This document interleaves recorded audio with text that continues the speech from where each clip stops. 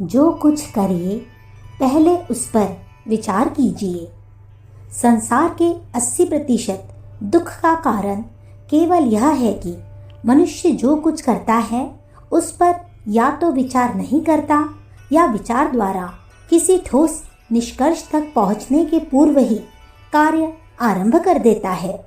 नासमझी से किए जाने वाले कार्यों के परिणाम भी भोंडे, अधूरे और दुखदायी ही होते हैं। संत विनोबा का यह कथन नितांत सत्य है कि विचार का चिराग बुझ जाने से आचार अंधा हो जाता है।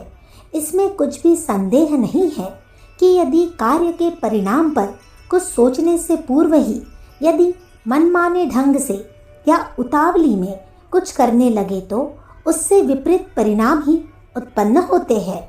कई बार तो मनुष्य ऐसी उलझन में पड़ जाता है कि उसे यह भी सूझ नहीं पड़ता कि अब बचाव के लिए क्या किया जाए। इस दुख से दुखी होकर अधिकांश व्यक्ति अपनी शारीरिक एवं मानसिक शक्तियों का अपव्यय किया करते हैं। किसी कार्य का आरंभ करने के पूर्व यदि उसके व्यवहारिक पहलुओं पर विचार कर लिया जाए तो अनेक कठिनाइयों से बचा जा सकता है। शारीरिक तथा मानसिक शक्तियों का अपव्यय रोका जा सकता है। किसान इस बात को जानता है कि किस खेत को कितनी बार पानी दे, उसकी जुताई कैसे और कितनी बार की जाए, उसकी घास पात और निराई कब हो, कौन सा बीज किस ऋतु में बोने से फसल पैदा होगी। इन सभी संभावना पर उसकी दृष्टि खुली हुई होती है, तभी वह अच्छी पैदावार उगा पाता है। कार्तिक की फसल आषाढ़ में, आषाढ़ की कार्तिक में, सूखे अनसूखे कैसे ही खेत में उल्टा सीधा कोई भी बीज डाल देने से फसल हो जाना मुश्किल है। यदि किसी तरह हो भी जाए तो वह अच्छी भी न होगी और ठीक ढंग से उपजाई गई फसल से बहुत ही घटिया किस्म की होगी। मनुष्य भी एक तरह का किसान है जो संसार में कर्म की खेती करते हैं। विचार कर्म का बीज है। यदि उसे उपयुक्त समय उपयुक्त वातावरण न मिले तो लाभ होने की अपेक्षा हानि होने की ही संभावना अधिक रहेगी। इन दिनों ऐसे कर्मों की बाढ़ सी आ गई है जिन्हें लोग बिना विचार किए हुए करते हैं और जब उनके दुष्परिणाम भुगतने पड़ते हैं तो ईश्वर, भाग्य, समाज तथा सरकार पर तरह तरह के आरोप लगाते रहते हैं। इतने पर भी उनका दुख नष्ट नहीं होता। एक बार का उपजा कर्मफल चाहे वह दुख दे या सुख, उसे तो भुगतना ही पड़ता है। सोचते भी है तो अपनी शक्ति और सामर्थ्य से बहुत चढ़ा बढ़ाकर, पर परिस्थितियों में एकाएक परिवर्तन तो हो नहीं जाता। कर्ज लिए हुए धन को चुकाने के लिए भी तो कमाई ही करनी पड़ेगी। फिर उस समय जब सारी कमाई ब्याज समेत उधारी में ही चली जाएगी तब अपना तथा बच्चों का क्या होगा। इन नासमझ लोगों का जीवन ही एक तरह से उधार हो जाता है। वे दूसरों का ही मुंह ताकते रहते हैं। अपनी शक्तियों का उपयोग कर कुछ अच्छी परिस्थिति प्राप्त करने की शक्ति व सामर्थ्य का उनमें अभाव होता है। औंधे सीधे कार्य जिनका कोई पूर्वाकार नहीं होता वे मनुष्य को कठिन दुख देते हैं। चोरी, भ्रष्टाचार, नशेबाजी आदि बुरी आदतें भी ऐसी ही होती है जिनके परिणाम जाने बिना या जानकर भी घृष्टता पूर्वक लोग उन्हें व्यवहार में लाते हैं। इनके परिणाम बड़े कष्टकर होते हैं। सबसे हानिकारक वस्तु अविचारिता ही है जिससे लोग गलत परिणाम भुगतते हैं। इसलिए कोई भी कार्य करने के पूर्व उसे अच्छे बुरे दोनों दृष्टिकोण से परखे। सोना खरीदा जाता है तो उसकी कीमत और असलियत दोनों पर विचार किया जाता है।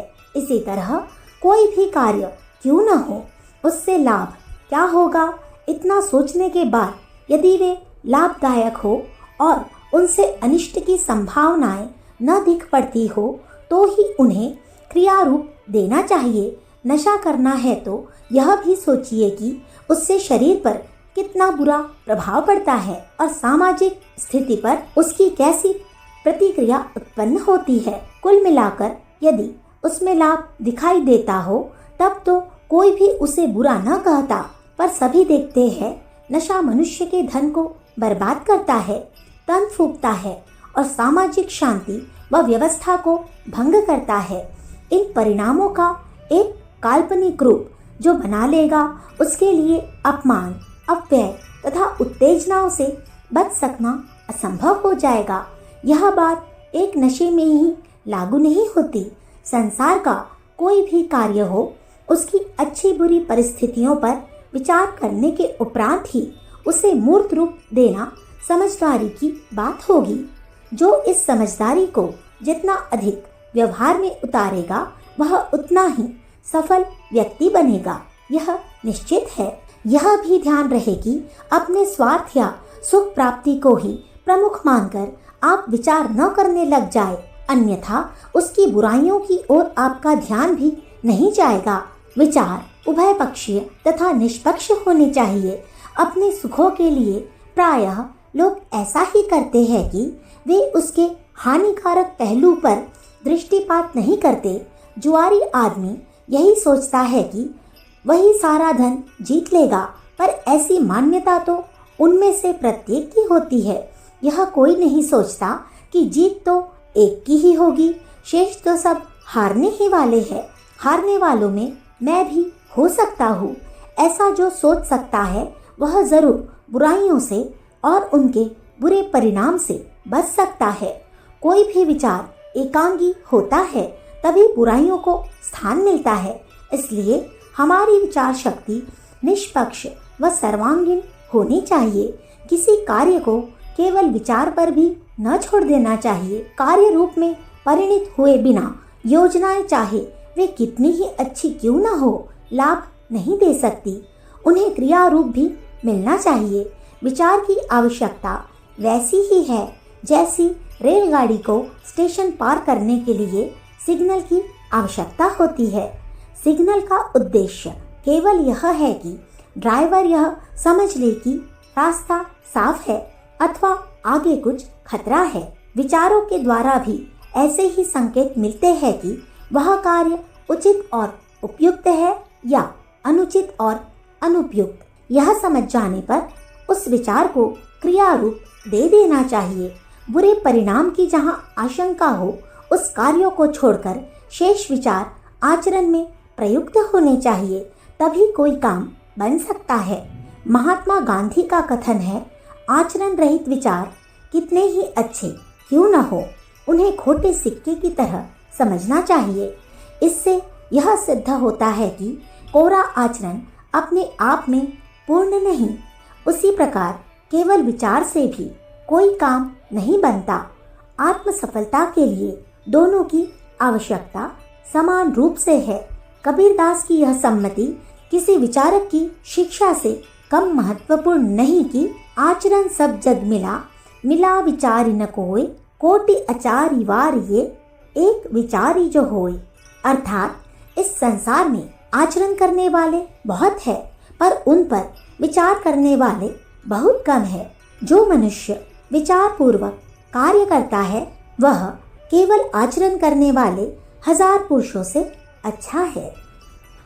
अखंड ज्योति, जनवरी सन 1967, पृष्ठ संख्या 13-14। हमारे YouTube चैनल विचार क्रांति दूत अखंड ज्योति पत्रिका को सब्सक्राइब करें एवं अगली वीडियोस प्राप्त करने के लिए बेल आइकन दबाएं। धन्यवाद।